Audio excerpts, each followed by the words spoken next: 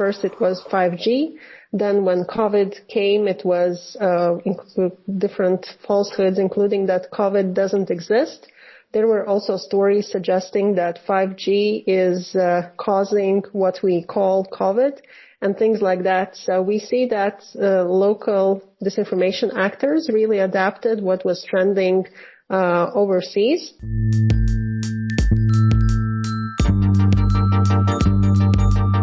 We've just heard from internet researcher Nika Aleksejeva.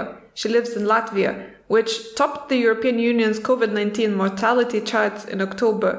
The situation was so bad that the government declared a state of emergency. So, Daiva, what does that mean if we compare, for example, Latvia's mortality to the United States or to the United Kingdom? How high is it? Well, what I found was, and this could be even more extreme, for October, we have per 1 million people, 2,200 deaths compared to the United States with 2,300 and the UK with 2,100. This is really on the top of the charts. Brazil is a lot higher. But for example, compared with the Netherlands, who have a quite difficult situation, it's double the rate of death of the Netherlands, double the rate in Germany. So yeah, it's very high.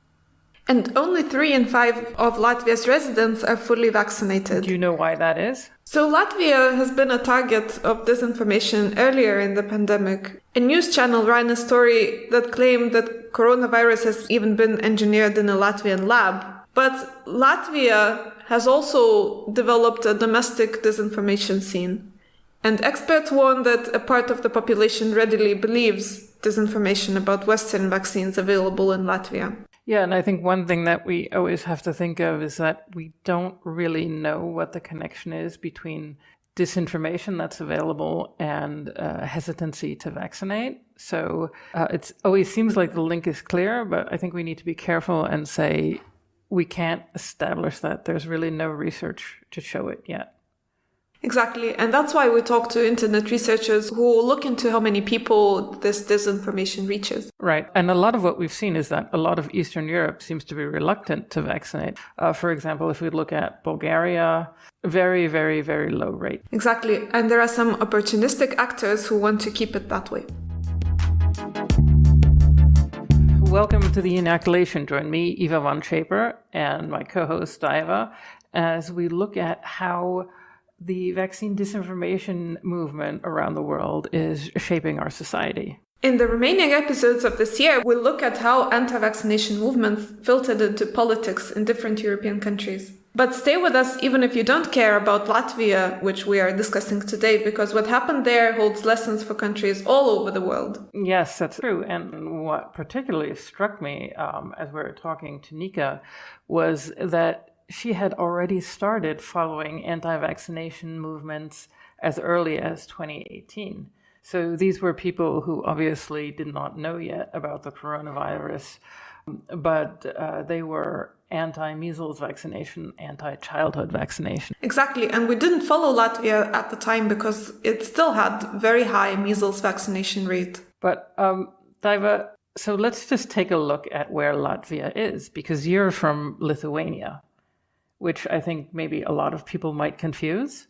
So can you give us an idea of the location of the Baltic states, which one is where, and how they might be a bit different? Yeah, so the Baltic states are arranged in the alphabetic order north to south, so Estonia, Latvia, Lithuania. They're across the Baltic Sea from Sweden, they're north of Poland, and they border Russia and Belarus in the east. Exactly, and for a long time they were SSRs, so Soviet republics, isn't that right? Exactly. But although they are considered to be one single unit, they're actually quite different in terms of history and culture. And I think that, for example, Latvia and Lithuania, even though they're very small, I think it's about how many inhabitants are in Latvia? 2 million and close to 3 million in Lithuania. Well, 3 million people is about the size of Berlin in Germany. Exactly, so very small countries. And Lithuania is quite distinct from Latvia, isn't it? In some ways, I think they're very similar, but for example, Lithuania is predominantly Catholic, and you can see this in architecture. Latvia is kind of split between Lutheran, Catholic, and Orthodox communities. Okay, that's interesting. And also, I think one important point is that they're quite different from Russia and from the neighboring states such as Poland. I think they even have a different history in their language. The Lithuanian and Latvian are languages that aren't really related to any other languages. So they are related to each other, whereas Estonian is completely different and only similar to Finnish and to some extent Hungarian. Okay, but they're not related, for example, to Russian or to Polish. They're not related to any of the Slavic languages. There's a very distant connection. It can be difficult for Lithuanian or Latvian speakers to learn Slavic languages. Okay, so back to the anti-vaccination movement. Were you even interested in Latvia when you started looking at anti-vax movements? No, because when I looked at the WHO data, Latvia actually looked like it was doing so much better than Lithuania, and they didn't have a similar measles crisis as we had 2 years ago. Okay, that's really interesting, but the anti-vaccination sentiment is really strong there now, isn't it? That's right. And Nika told us that anti-vaccination actors started mobilizing at about similar time. And it's important to note that they link to other conspiracies that were circulating at the time. And so let's just listen into that. Anti-vax activities started to take place probably earlier, but we can pinpoint it in December of 2018, when the biggest and most influential Facebook page / NGO that promoted anti-vax ideas was established. Because, of course, we had groups of people, pages, other assets online that were spreading disinformation and conspiracy theories. We monitored them closely, but then they pivoted to also anti-vax sentiment. But it's very intertwined with other narratives. For instance, if you take a look at QAnon, you can see how it grew from one conspiracy theory branch called Pizzagate that was created before U.S. presidential elections. And then it really kind of morphed and also got merged with other conspiracy theory ideas, including the New World Order and things like that. The same happened with activities of local disinformation actors. They really tapped into these international topics. First, it was 5G. Then when COVID came, it was different falsehoods, including that COVID doesn't exist. There were also stories suggesting that 5G is causing what we call COVID and things like that. So we see that local disinformation actors really adapted what was trending overseas. And here I mostly talk about English language space where these conspiracies and falsehoods were circulating, and Russian information space to a lesser extent, because, well, of course, in Latvia, many speak Russian, and that content can be easily adapted as well. And probably the first story about vaccines was that Bill Gates allegedly suggested that RNA vaccines will change human DNA, which he never said. Nevertheless, this claim was attributed to him. And it happened briefly after pandemic broke, like in May. Relatively briefly to now. I mean, like in May 2020. But then it was mostly silent and wasn't kind of in the agenda of disinformation outlets. But then when we realized that vaccines are here, almost here, and then that in late December, early January, they will already be available for more general public, then we also saw that disinformation actors are also obviously reporting about it. So they are also following the news cycle. They are tapping into what may concern their readership. And their readership is usually people who are prone to simplistic explanation of complicated things. Because when pandemics come, it's invisible enemy. Also, economical situation changes due to various restrictions. You can't go maybe to party, to bars. You can't travel that freely. So it all confuses people. and they are dissatisfied, so they seek explanation for their personal situation, also general situation, and these conspiracy theories and also simplified falsehoods and manipulative messages about true news could provide that satisfaction of, oh, now I know what's happening, now I know who to blame. And that really sucks people in, because that feeling that, oh, now I know, it's very satisfying. And this is part of how human being is built. Uncertainty is dangerous. Uncertainty provides us feeling of safety. But do we know what was the motivation for all these people and businesses and politicians to start spreading these falsehoods? The way I understood, Nika, it was not always the belief that vaccines don't work. Some people were clearly just motivated by greed or other interests. So let's listen what she had to say.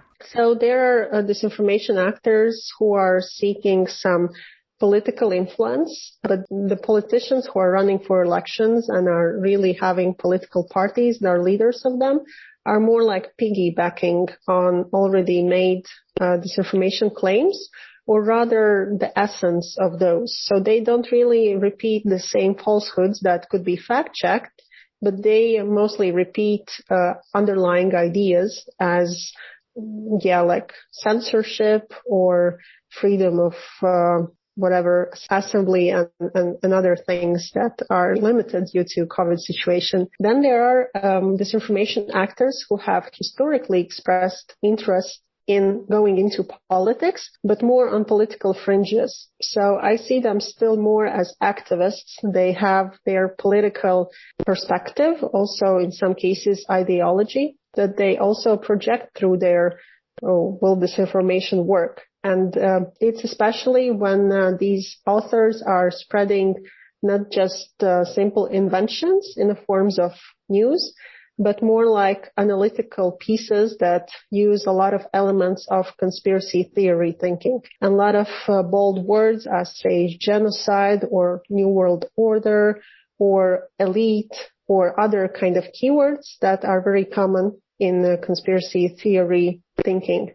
So these are those people. And also they are more opportunistic, fame-seeking people. For instance, we have a dancer, a person who was a dance trainer, but now he's doing videos expressing his personal opinion about various events in the country. That basically you can see that he builds his opinions based on some falsehoods that maybe he is not the author of, but he's definitely an amplifier of. And there are other individuals who have a different kind of professional profile. So we have a musician and a wedding host. We have also piano player. This dance master. And there are many businessmen. They used to have a business, or they are having a business, and then they are creating channels garnering audience, and time to time between their work as usual by basically creating and sometimes disseminating falsehoods, they also promote their products. So it's really a mix, and because it's trending and because social media platforms also kind of willingly promote or promoted more in past than now such content, many new faces appeared, and that's maybe the rough characterization of those. So it's political, business, and ego or fame-seeking motivation. Something that we also know is that there's a large Russian-speaking community in Latvia. So we asked Nika what can explain their overall lower vaccination rate. Yeah, let's listen in. So we see that Russia has produced a part of disinformation about COVID-19 vaccines, but specifically targeting Western countries and Western vaccines. And it would be an unsuccessful campaign if they would target locals explicitly. Of course, reading the news, people in Latgale, which is the eastern part of Latvia, where there is very high proportion of people speaking Russian, or they prefer Russian media over Latvian-born content. So they, of course, they read very kind of articles glorifying Sputnik. So they actually expected Sputnik. We can suggest that partially it worked, but only for that region because people were reading Russian media in Russian. But for other regions, the willingness to prefer Sputnik vaccine over Western vaccines wasn't that obvious. So I would say that that was more like a spin-off effect, or in our view, kind of collateral damage of Latgale region in Latvia being exposed to Russian information space more than sometimes maybe Latvian information space that caused that idea that people were waiting for Sputnik vaccine. But we didn't see that locally operating Kremlin-owned outlets, and we have two of them. We have Sputnik and we have Balt News, that they would really kind of focus on the vaccine issue. The language split is relevant when we talk about government reaching citizens, and government was and is criticized for not being able to reach Russian-speaking audiences. First, because the official correspondence between Russian speaker and the government should be in Latvian unless the Russian speaker requests it in Russian. But that's kind of the chicken and egg problem in a sense that if person doesn't think that vaccine is something that he or she needs, he would not bother to ask government to promote vaccine to him or her. Therefore, in general, there was not much content, official kind of content that would promote vaccine to Russian speakers, and also locally elected parliamentarians that work in Latgale, this eastern region of Latvia. They also weren't really active in promoting vaccination among their fellow citizens or basically residents of their municipalities. Well, probably it was just unpopular thing to do because people were already decided that they don't need vaccine or they will wait for the Sputnik vaccine.